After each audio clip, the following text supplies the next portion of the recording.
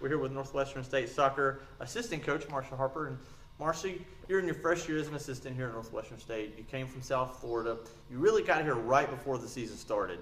So just from the time that you've got here till this point today, what has been different about the team? How have they grown? How have they changed? Well, I'm definitely excited to be here. And I mean, the girls, they've changed a lot in a lot of different aspects. We've had a lot of girls, we've talked a lot about accountability, individual accountability and team accountability. And we've had a lot of girls step up, whether they're upperclassmen or lowerclassmen, step up in different regards, on and off the field, truly. And so we've kind of tried to hold them to a higher standard, really in different things, whether it's their passing percentage, how hard they push themselves, and if they really think they are pushing themselves as hard as they can.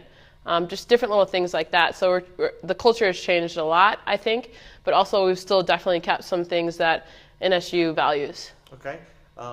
Right now you're not quite to the middle of the conference season. You're 4 games in. Your record's probably not where you wanted it to be, but still, It started off tough. Yep. You've played SFA, you've played some teams that are sitting at the top of those standings. So just talk about conference season thus far and what you can do to change to be successful there.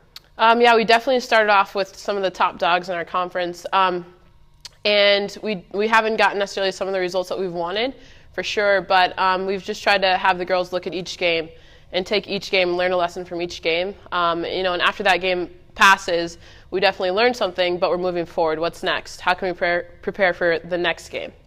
All right. This weekend, you play Friday at Sam Houston State. Talk about Sam Houston, what they can do well, and then what do you have to do to be successful there? Sam Houston is another talented team. We do definitely give our girls, tips on the upcoming opponent, but we have them not worry too much about that opponent because ultimately it doesn't matter who you play, it's how you play. So we try and tell them each game, whether our opponent's Sam Houston or whoever it might be, it's really game number 6, game number 7 in that regard. So we do definitely try and prepare them, for formation and things like that, special players like that. But really, it's how are you individually going to prepare for the game, and how as a team are we going to get that win? So. Okay. And then on Sunday you're off.